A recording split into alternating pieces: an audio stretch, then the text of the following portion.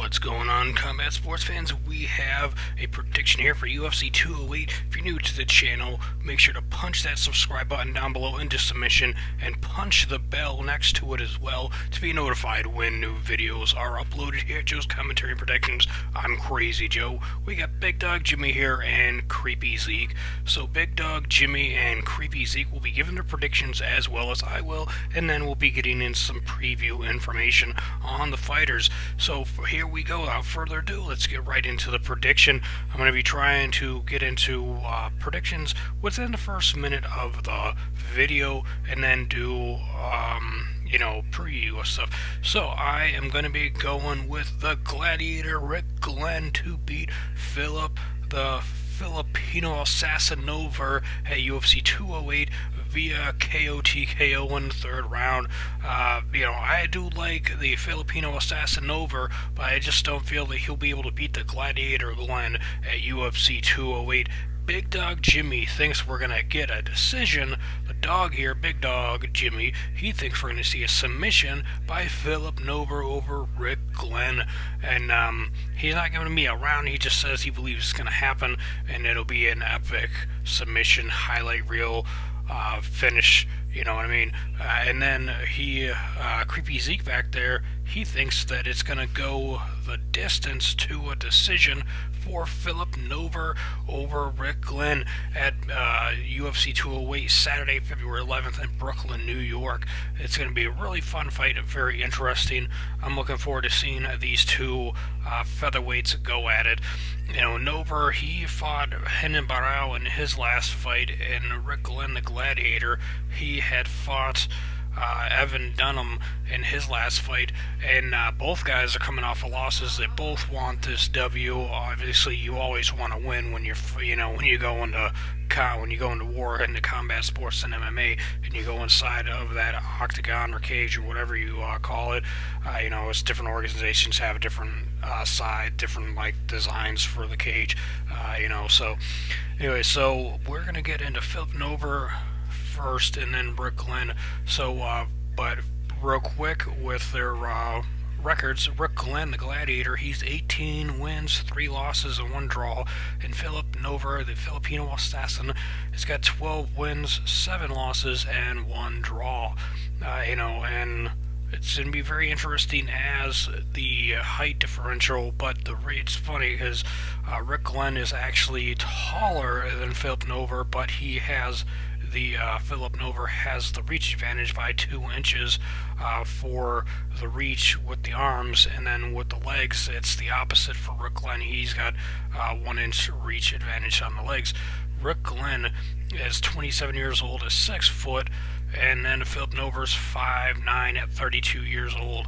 So Rick Glenn is younger and Phillipe Nover's over, so that's sometimes something that does come into consideration when picking guys and whatnot.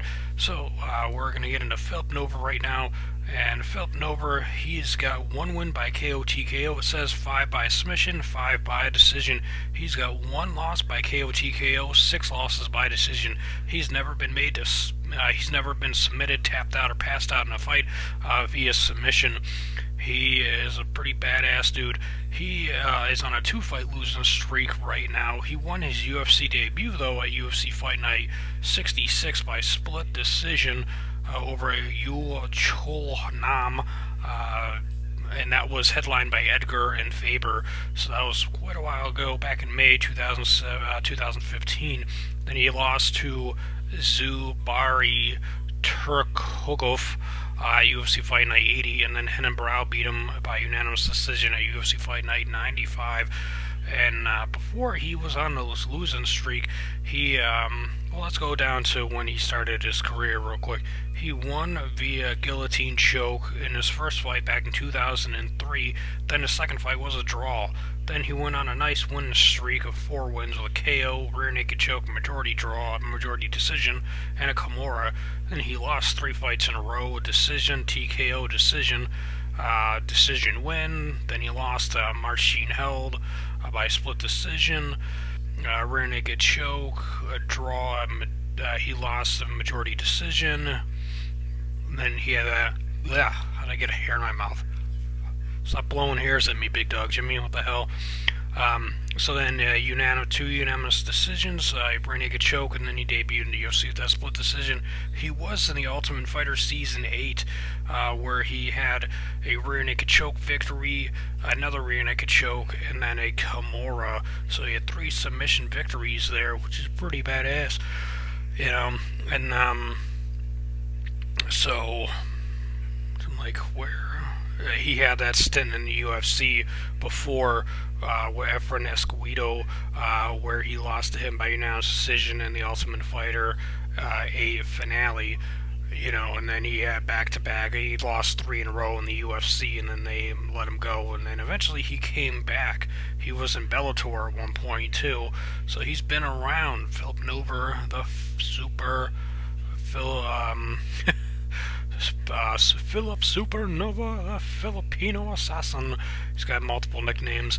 And then Rick Glenn, he's got 10 wins by KO, TKO, 15 by submission, 3 wins by decision. He's never been KO'd or TKO'd in his pro career. He's lost twice via submission and 2 times by decision. And I think that's why Big Dog Jimmy is going with the submission victory for Nover over Glenn, partially because he knows that Nover's got that submission game and Glenn has lost by submission before, but Glenn has won by submission 5 times, so he could easily, I think he could fight off that submission.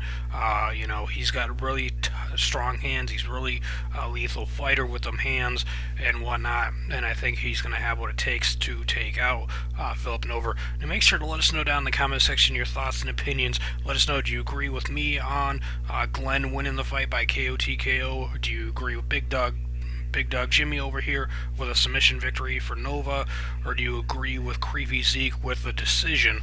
Let us know down in the comment section. Now, he's coming off of a loss. He had won 3 fights in a row, so that was his UFC debut that he had lost. He was fighting in World Series of Fighting prior to coming to the UFC, where he piled up quite a few wins. He had a KO there, a decision, a TKO. He lost a rear naked choke to Lance Palmer. He was KO'd by, he won by KO and a TKO over in Pure FC. Then VFC 51, he won a split decision. Then he came to the UFC and lost. He's got a lot of TKOs. Let's see what he's got for submission. Submission via punches. Wouldn't that really be TKO? He lost by an armbar. He won by triangle choke. Submission by punches, so wouldn't that really be TKO? Armbar, triangle choke, TKO, TKO, TKO, TKO, KO. TKO. George Kakarnia, he beat him a while back. So this dude is a beast. He's got them heavy hands. He can choke you out too. It's going to be a really fun fight at UFC 208. Most likely this will be on the early prelims, I would think. It would kick off the show. It would be pretty awesome in my opinion. We'll see what happens. They haven't made the announcement of the lineup yet of exactly who's going to be fighting where, except for the main event by with HOLM main eventing against I can't even remember her name right now. I should have that memorized already. Germaine de Ranadima is headlining it for the Featherweight Women's Championship. And make sure to punch that subscribe button into submission. If any of the videos up above or around look interesting, peep the videos out.